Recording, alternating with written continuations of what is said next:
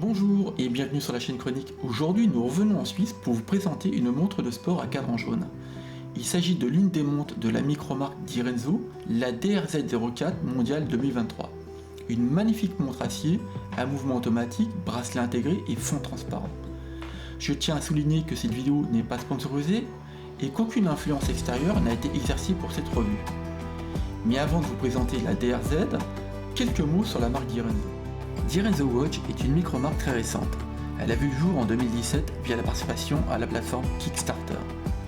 Son fondateur, Sergio Godoy Direnzo, est un designer qui a eu le désir de créer des montres pour les passionnés et dont la qualité de finition serait impeccable. Sergio Direnzo est fier de mettre en avant que ses montres sont inspirées de la beauté des voitures de course et des avions du milieu du XXe siècle. La première montre au catalogue était la DRZ Type 250F, qui ressemblait très clairement à un contour de voiture de course avec le minuit repérable d'un double zéro. C'est assez étonnant, car malgré la jeunesse de Direnzo Watch, les modèles mixent un look rétro avec un aspect moderne. Sergio Direnzo définit son style comme rétro-futuriste. Vous verrez tout au long de cette revue avec quel niveau de détail ces montres sont conçues et réalisées.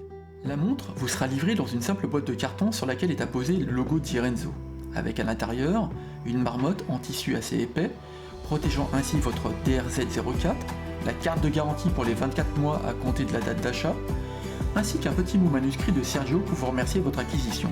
Rien de transcendant, si ce n'est que vous pourrez utiliser votre marmotte pour transporter 3 montres dans votre valise. En toute transparence, lorsque j'ai décidé d'acquérir cette Direnzo, je cherchais une montre de sport avec un coloris un peu fun. Je n'avais entendu le plus grand bien au travers de différentes vidéos YouTube qui mettaient en avant les qualités de finition des Direnzo. Je suis pas déçu. Lorsqu'on a cette montre en main, c'est joli, et vraiment la première impression c'est qu'elle est bâtie comme un tank.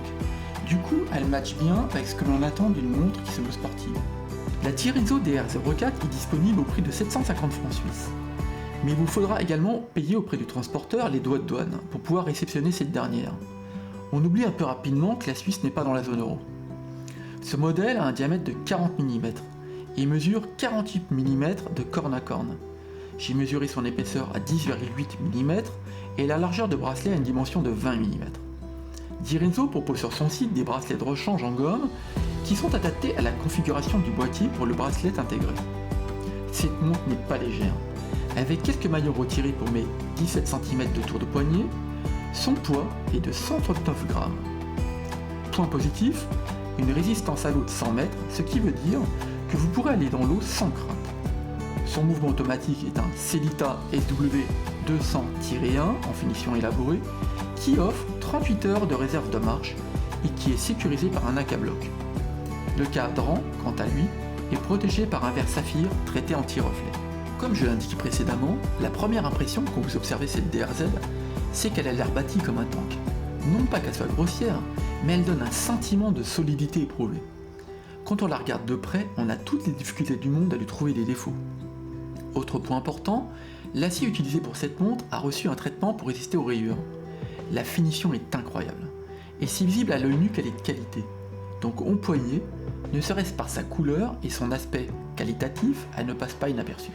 Le boîtier de cette montre a été réalisé en acier 300SL et majoritairement brossé. Seuls les liens de maillon H et le pourtour de la lunette sont polis. Globalement, la montre a un aspect mat.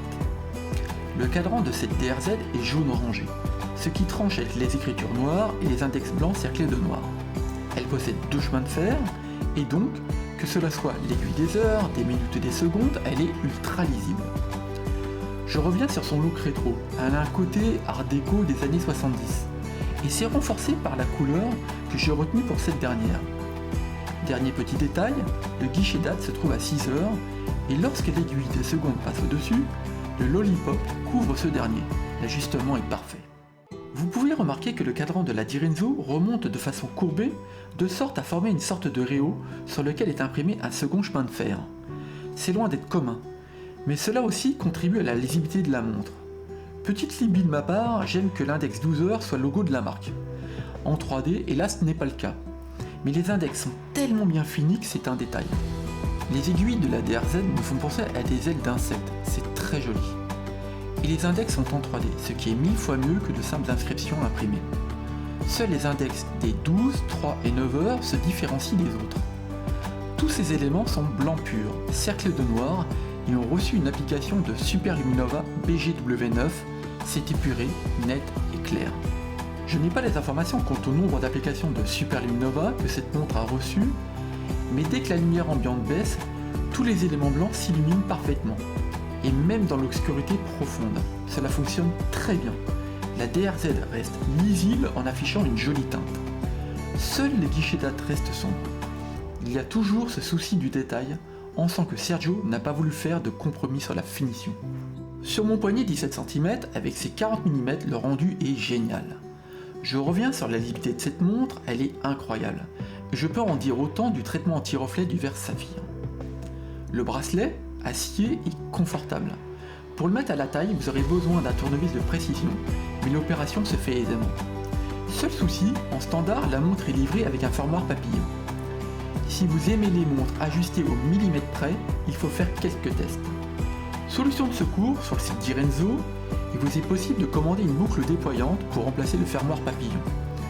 Moi, j'ai opté pour le fermoir papillon car à mon goût, c'est celui qui est le plus élégant. Sur la couronne de cette montre est gravé le logo d'Irenzo. Bien évidemment, pour garantir les 100 mètres de résistance à l'eau, il s'agit d'une couronne vissée. Une fois dévissée, la tige de remontoir a 3 positions. La première permet de remonter manuellement le mouvement, la seconde, une correction rapide de la date, et enfin, la dernière position, l'aiguille des secondes se stoppe et on peut régler les heures et minutes. Petite remarque, les positions ne sont pas faciles à trouver. Et enfin, ce n'est également pas aisé de remettre la couronne de sorte qu'on puisse la visser. Est-ce lié à mon exemplaire? Mais c'est l'un des rares défauts que je lui trouve. Le fond de boîte est transparent et permet de visualiser le mouvement Sellita SW200-1 avec son diamètre de 26 mm. C'est la version élaborée, qui est le second niveau de finition de ce quantième simple. Il possède 26 polyrubis et bat à 28 800 battements par heure, soit 4 Hz. Il offre une réserve de marche de 38 heures. Vous pouvez voir sur l'axe du rotor le logo d'Irenzo en rouge. C'est toujours autant un plaisir à regarder le balancier en action. J'ai le sentiment de voir un cœur battre. Pour terminer, sur le fond du boîtier, on y retrouve gravé le nom du modèle, le nom du concepteur, l'indication d'Isatem 100 mètres et l'inscription Swissmade. J'ai vérifié le mouvement avec un outil de test précis et j'ai mesuré une dérive de 3 secondes par jour et aucune erreur de battement. C'est même mieux que les spécifications officielles publiées par Sellita. J'en profite également pour vous indiquer que ce mouvement possède un amortisseur de choc Incabloc. Cette montre a été conçue avec un cahier des charges élevé. Que cela soit le niveau de finition du boîtier, du cadran et du mouvement utilisé, il n'y a pas grand chose à reprocher à cette montre. Et donc, en résumé, je ne lui trouve que 2 petits défauts. Un poids légèrement élevé et la tige de remontoir dont les positions ne sont pas hyper franches. Mais globalement, la d'Irenzo est incroyable. C'est une belle montre, elle est bien finie. Tous les détails ont été travaillés avec soin. Je ne peux que conseiller d'en acheter une. Et malgré la règle que je me suis imposée, à savoir ne pas acheter 2 montres d'une même marque, je suis tenté d'acquérir une seconde DRZ avec le fameux cadran Météorite.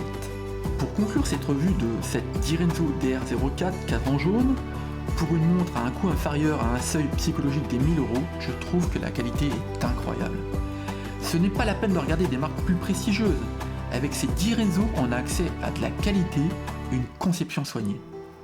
Un grand bravo et merci à Sergio d'Irenzo pour son travail et passion des montres. Pour ceux qui aimeraient un autre coloris, la DR04 existe dans une version bleu ciel, en violet dégradé sombre, en rouge dégradé également, et enfin dans une version météorite gris anthracite et bleu de toute beauté. J'ai lu qu'il serait en train de travailler sur des projets de chronographe et de GMT, j'ai hâte de découvrir ces nouveaux modèles. Merci beaucoup d'avoir regardé cette vidéo, j'espère que vous appréciez la revue de cette DRZ. En tout cas, n'hésitez pas à laisser dans les commentaires ce que vous pensez de cette d'Irenzo ou pour me dire quelle couleur a toutes vos préférences. En tout cas, portez-vous bien et à bientôt pour la prochaine vidéo.